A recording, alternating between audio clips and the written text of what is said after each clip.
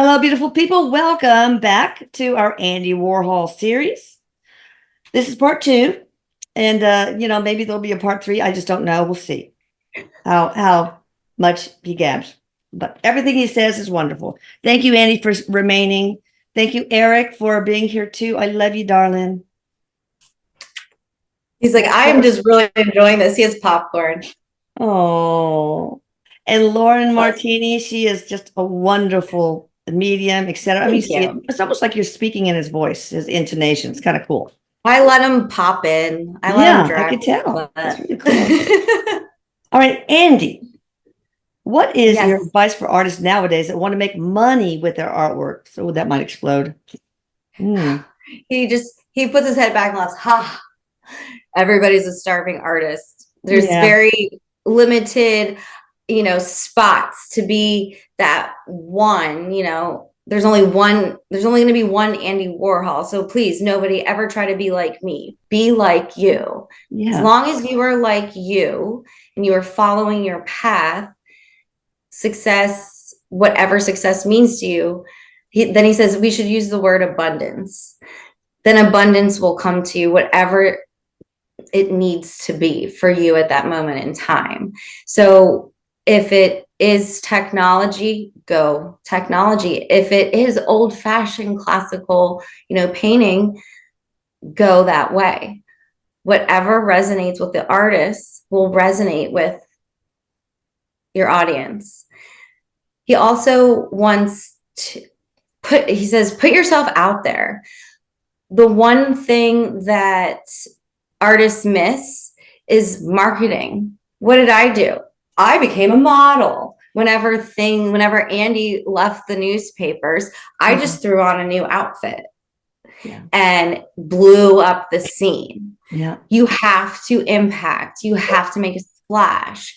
You can't hide in your studio and paint all these wonderful things, put it on a website and hope somebody finds you.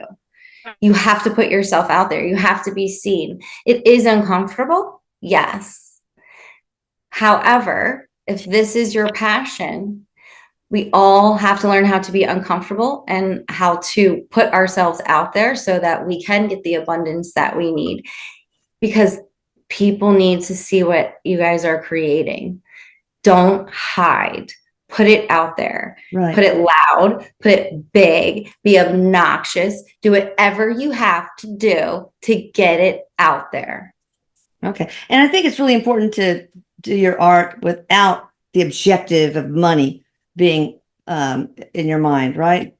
Exactly. That's what he's saying. Okay. Why we're using the word abundance. Because your art might end up fueling something else that gives you free gas for something. He said, you never know. It could end up being some kind of, trade and barter system. Maybe, you just create art for hotels real quick on the side because it's just abstract, color themes that they pick, but it's still an outlet. You're still creating art. It doesn't matter where it goes. It matters that you created it and it gave something back to you in return. If it's not mutually beneficial, it's never going to be successful. Exactly. Are you still making art in the afterlife? Well, yes, Elise. So we're going to start with your piece of art. Right. So about art on Earth, and then he says, obviously in the spirit world, that's all we do is art. What do you like? Mostly just painting? He's saying in the spirit world? Yeah, the spirit world. Yeah. Oh, in the spirit world, whatever you think you create, it's wonderful. I don't have to actually work. I can't wait. Well, I can. All right. So are you working with up and coming new artists here on this plane? Well, of course, he says. I think you already said. If anybody calls on me, I do my best to hit their elbow when they're going the wrong direction, or maybe just put some really bright color. Oh, he says he likes to put a really bright color in some of the artists that he works with. Mind, he's showing me magenta, like if you need to like brighten things up. And he's saying, see the green on her? I Yeah. like color. So you'll definitely notice my influence when you see the bright colors coming out in your art. Love If you it. call me. Were you ever a famous artist in the past, posthumously or otherwise? Yes. Really, anybody I would know with my limited knowledge? Oh, it's Italian. Oh, okay. I don't know how to say that. It's What does it like start with? Poltolini. Who? I don't know. It's longer than that, like Poltolini or something. I don't Okay, know. we'll look it up. If anybody wants to comment, art experts or historians in the comment box, please do. All right, how do you feel, Andy, about, or Mr. Warhol? I probably should give you a little bit more respect. How do you feel about the 2022 documentary, the Andy Warhol Diaries? How do you feel about that? It's like, oh, I loved it. It brought me back from the dead. Oh, did they? Oh, he's like talking about, he's like, and you know what they did? They mixed technology with my art. They Oh, actually create, oh, he's like, gives me the goosebumps. He's like very, oh, you're gonna make me cry. He's like really proud of it. that's awesome. Did you help channel that writing? The Yes, documentary? Oh, yes, that's awesome. yes. He I'm gonna said, watch because I that. needed to make my Afterlife debut. Yeah, As long as I keep creating, Andy Warhol keeps living and I keep getting abundance. Yay, Andy. He's like, that's yay, me. awesome. All right. In your memoir, you write that your low self-regard had manifested itself in an addiction for publicity, showing off, and selfish behaviors. I'm wondering if that was just like you create your own like armor whenever you need it. Do you feel that fame like yours can only bring negativity to one's psyche? He said, well, that's why I personified. That's why I was a Yeah, model. That's why I wore my wigs. right. Honestly, when he's showing me what he looks like without his wigs, he is so stinking handsome. I'm Oh, like, you did not. He was like, oh, stop it. oh, But he's just so like debonair without, like, oh, just like oozing with like luxury. I don't know. were you truly Um, addicted though to publicity? he said yes and no. It was a game in Yeah, a way for him. Because it was like, this little gay kid is kind of like making a mockery of like everything.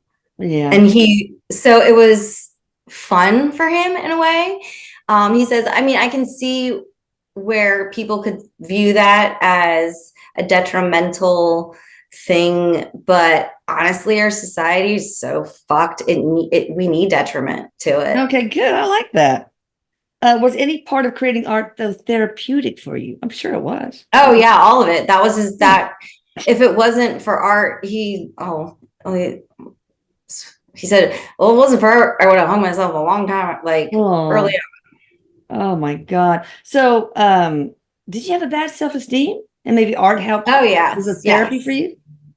Uh, well, that's why I liked the personification Yeah, because I could paint myself up. I could, you know, basically treat myself as a mannequin yeah. and then be whomever I wanted to be. Because when I looked in the mirror at myself, I didn't like what I saw. Oh, So I created something that I liked. okay. Fair enough. What really happened to Studio 54? Talks about sex, drugs, and rock and roll is more strange than anyone could imagine, this person said. Yes, he said, yeah, most of the rumors are true. And it was basically, and he's showing me, yeah, it's a big party with different sections. There's like nude sections where there's just kind of Oh, like orgies going on. mhm. And there's always like, but there's like, just a bartender in the middle. People are like having sex Oh my orders. God. Naked So, bartender or clothed? oh, Andy always was clothed. No. I'm talking about the bartender. Oh, well, it depends which bartender you're talking about. Oh, okay. So some are, some aren't. Mostly are like very scantily dressed. Yeah. Um, so there's, like the naked area, then there's like the dance floor, disco So did it just go out room, of the business? main area. Did it go? What? I guess it just went out of business. Uh-oh. I don't know. Like now? Oh, I don't know. It's okay. I'll look it up. No problem. I just want to write myself some reminders. Oh, it was fine. But yeah, he was saying a lot of drugs, cocaine openly, didn't really matter. Oh yeah, like even injecting stuff in the corner. Like it was literally whatever you did, it didn't really matter. You could do whatever you wanted. Okay. All right. What was the lesson that you were to learn from being, I didn't know this, shot by Valerie Jean Solanas or Jean Solanas and the effect it had on the rest of your life? So that was a contract for him. Yeah. And it was about, again, like, because it left him a little bit like crooked, I think, or like, yeah. Is that why you wore the Chris? Okay, so I think that's why he also wore the corset a lot. Yeah. Because it must have helped with that. He had a lot of other, I guess, other health issues as well. So it just kind of like layered it on because it was painful. Yeah. And it was just another thing to overcome and push through and show the world, like, you can bully me, you can shoot me, you can tell me I'm crazy. Look at me now, guys. And you still hear from the afterlife. You can't get rid of me. So why did she shoot you? He was like, oh, because she didn't want society disrupted. Oh, okay. Fair enough. Don't like change. She didn't want change. What was were you to learn a lesson? Was she, or was the collective, or maybe everybody, all? Yeah. Okay. About how to push through things right? Is that it? Yeah. Okay. Simple, but strong. Did you meet Marilyn Monroe or Liz Taylor on the other side? And if so, what did y'all say to each other? Of course, darling. Well, I guess anything you would say to them, he says. Are your boobs real? Really? Okay. He's just 30. And then he goes, let me play with them. He's like, so I play with Marilyn Monroe's boobs because you just have to. Oh my God. He's like, she liked it. She didn't care. So it's all good. Yeah. Oh my God, they're all laughing. Okay, yeah, John definitely enjoyed playing. Yes. I guess they enjoy boobs to play with. They're fun. So, what did you say to Liz? Oh, and he's like, that was, more stars sharing secrets. Oh. Yeah. Okay. Can you tell us what your favorite museum or museums are? MoMA. Oh, yeah, I bet. The Louvre. And mine. All right. I didn't know you had one. What Pennsylvania. About favorite pieces of your own work? The Marilyn Monroe. Yeah. After all, she let me play with her boobs. I know. What can you do, man? You gotta. And he's showing me one with the okay, Campbell soup. He said that made him a lot of money. Yeah. You're such a turd. He, doing his Andy. That one made me a lot of money, so that's on the list. And he did a really large piece with I think there's a revolver in it, a motorcycle wheel. It was one of his later pieces, and his studio, the whole just creating that studio. Yeah. That was his greatest accomplishment. Oh man, that's awesome. Why the Campbell soup can? That was nostalgia. What kid doesn't come in from the cold after sledding and eat Campbell soup? What kid doesn't stay home when they're sick from school and eat Campbell soup? Everybody eats Campbell soup. I wanted to be in everybody's house, just like Campbell soup. I like that. Did Campbell's pay you anything? The company? No. Okay. If anything, he probably owed them money. Oh, yeah. Well, maybe. Do you watch? I'm going to have to look and see what type of soup it is, but don't worry about it. Do you watch when your pieces come up for auction? Like fly on the wall type thing? No. Mm-mm. No, you already seen it, huh? What was the main? I mean, does anybody get? Did you leave your estate to anybody? I mean, the selling of these things at auction. Who does that money go to? Well, it was all laid out, I guess, Oh, okay. because he didn't have like next of kin. So whatever the will said, that's Okay. just what happened. He's Okay. like, I didn't like hide any art. I don't Okay. think I there's go any look for hidden it. Andy Warhols out there. All right. I Because guess. unless somebody else hid them that like, Yeah. actually purchased it, right? He said, but I personally, I didn't hide any. No. Okay. What's the main emotion, if there is a main emotion, that you expressed through your art, Mr. Warhol? Was it joy from release, anger through retaliating mass media? I mean, what? It's all of the All of them, emotions. yeah. It just depends on which piece of art, we're talking about. He's telling me about he took the oh my gosh, the Last Supper and put color to it. He said that one had a lot of emotion in that one. What kind? He's saying confusion and chaos Mm. is what he felt. Did you believe in an afterlife before you died? Mm, he Just wasn't, hope so. yes. Um, but there was just that little bit of like, what if religion was right? Oh God. Yeah, really. I better act nice. I want to be Yeah. on that naughty list. So I was very relieved. Yeah. How was your transition? He was like, uh, very, oh, you were in the hospital? Okay. He's just showing me in the hospital bed. Doesn't seem like many people are around. Uneventful, like he would want it to be behind closed doors. Yeah. Um, he didn't, nobody thought he was going to go. I don't think at that point. Mm, I guess he was younger. Was he in his 60s? I think I don't so. know. 63, I saw. I don't know if that's right. Numbers are hard for me sometimes. Oh, forget it. It's not important. uh, but he said no, it was just like really peaceful and beautiful and loving. And he said it was weird. It was like light and heavy at the same time, like heavy man, but like light with love. Oh, wow. Was it like a white room or a room with artwork on the walls or a No, because tunnel? I think he was in the hospital, so it was very drab. No, when you transitioned, stepped in, what did the afterlife immediately like to you?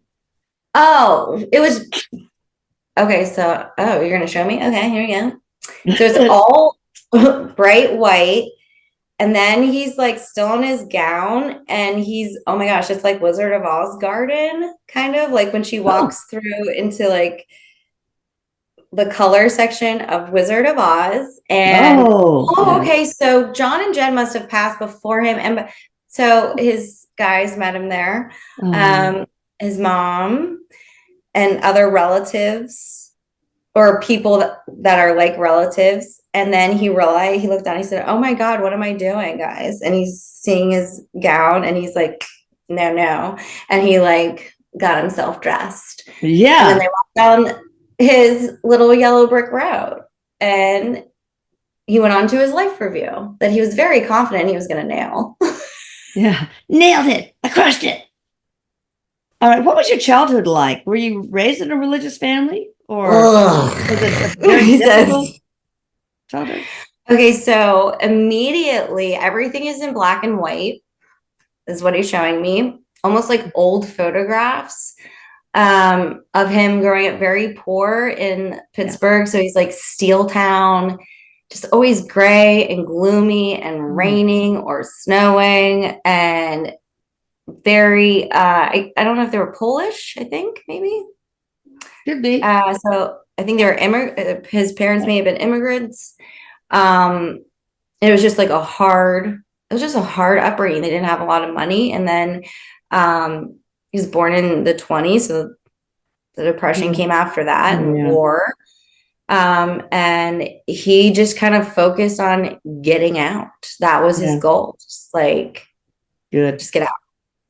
What was one of But the it was not wildest? happy. Oh, There was not a yeah. lot of love, and Oh, he abuse? just got out. Was there abuse? Yeah. Did your parents know that you were gay and punish you for it? Yeah. Yeah. But I didn't admit that I was gay. Did they I beat you? never admitted that I was gay. I told everybody I was asexual. I put on personification. You don't need to Yeah. know what's in There my we bedroom go. because it's about my art. It's Yeah. not about my penis. Right.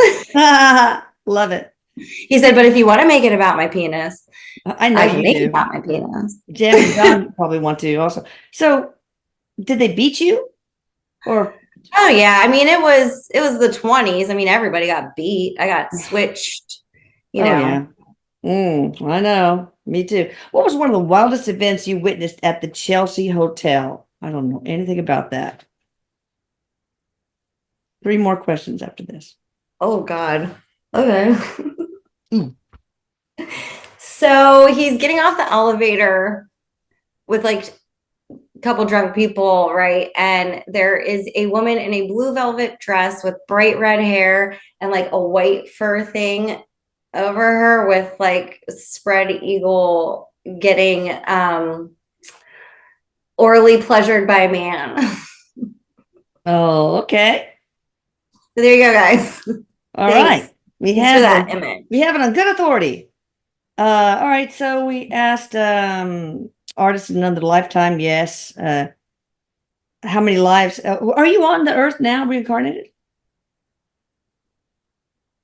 He said a girl never tells. I don't know why. Okay, fine. Do you hang out with famous artists on that side? Oh yeah. All right.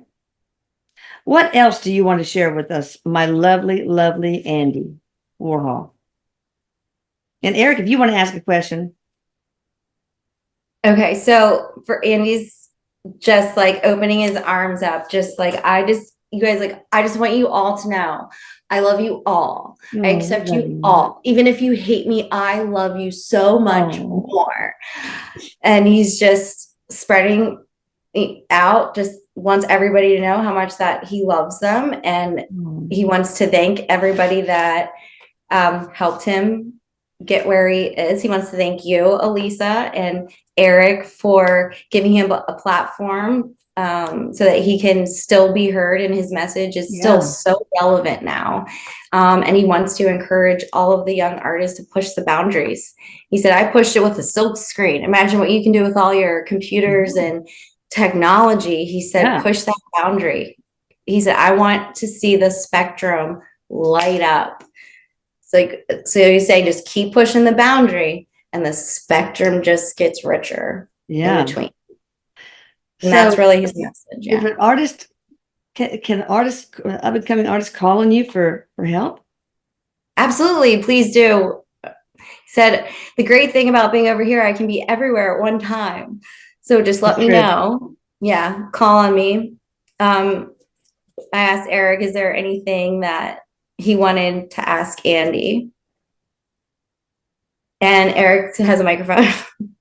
He said, well, Andy, what would you say to all of the people that are struggling with the societal structure and the way in which it is and how to cope with that and still function, because we all have to, still function and do all of the things. Andy's saying you have to find an outlet. Mine was art. You don't have to be a famous artist to find an outlet. Yeah. It can literally be anything, whatever makes you feel free. Yeah. And he's saying free, your chest opening up and you just go, oh. Yeah. Whatever that thing is, that's what you need to find, because that is your outlet to let it out. Make sure it's not detrimental to you or anybody else around you. Yeah. Make sure whatever it is enriches others, because enriching others is how you enrich yourself. Exactly. And that's also how you protect yourself by helping others, because that people will see that and want to protect you. and your vision and what you're doing. Don't compromise, he says, too much of yourself. It's okay to let people go and find the people that support you. Exactly. And he's bringing up Jed and John, and he's going to make me cry because he's like showing how much he loves them. Oh. And he said, you know, without either of them in my life, I would have never been Andy Warhol. I owe everything, you know, we love you, Jed and John. All of these people, right, that helped him. And he said, you know, I'll admit it, I wasn't very gracious or, you know, while I was in my body, but I certainly am now. And, you know, when you get to see it from really high, it's just, you got to pick those good people that are going to nurture whatever makes you feel free. That's the bottom line. What do you think about Erik? And then also, what do you think about Lauren, especially her beautiful wardrobe? And then that's the end. We got to close. He loves your son. He thinks he's absolutely hysterical. They always have a good time. He thinks it's like, so I guess Erik does like motorcycle tricks for them. Oh, really? Oh, I bet. So he says it's very entertaining. And then I said, okay, go ahead. What do you love about me? He said he loves my action. He said he loved that. He's like, it was like I was going to senior prom. He said, I never got like a senior prom, but she let us dress her up and do whatever we wanted. And she was just game for it. And he's saying that he just likes my accepting nature, that I don't ever, he said, you're one of the few people that you truly don't judge. You're just not judgmental. You don't mind where they're at, where they came from, or even where they're going. Yes. Even if they're dirty and rotten, you'll still try to enlighten their day. Because he said, your philosophy is they're the ones that need it the most. And that's right. That's my big philosophy. Sometimes the people who are hardest to love are the ones that need it the most. And we will close on that. Thank you, Andy. Thank you, Erik. Thank you, Lauren. You guys check out Lauren. We're going to have a tab pretty soon on the Atlanta Scalar with all the team, all the mediums and healers and everything they do and all the links. So that will probably be up by the time this. So check out atlantascalar.com and look for that. Oh, tab. I also wanted to let you guys know that. Thank you, Erik. Erik's like pushing my shoulder, like, tell him about so Erik started spirit-led support group or spirit-led group through Guiding Perceptions. So if you go on my website and look under book a service, it's a lot more affordable. So if you can't afford a full hour session, come join our hour group session. Love that. Space is limited. We will channel whoever you want to. So there's one for grief, there's one for drug and alcohol, and there's one for mental and physical illnesses. Awesome. So if let me know if there's another category that you guys need. Well, Erik and I will figure out how to move some stuff around so that I can pull it off. But that way, it's also a good, Erik's telling me to also say that it's a good test run for if you wanted to do more like intense work, right? With me personally. So you'll be able to get like a good, test drive. He's oh, thank you, sir. Because he's in my favorite. He's in a Ferrari and he's like test driving it. I'm like, I hate you. I'm so jealous. Erik or Andy? He's talking about test driving and he, it's a blacked out Ferrari, one of my favorite. All right. All right, everybody. I love all you guys. Subscribe to this channel and also the Atlanta Scalar channel. And until next time, thank you, Andy. Thank you, Erik. Thank you. Thank you so much. He's very gracious. Yeah. Thank you, Lauren. Awesome as always.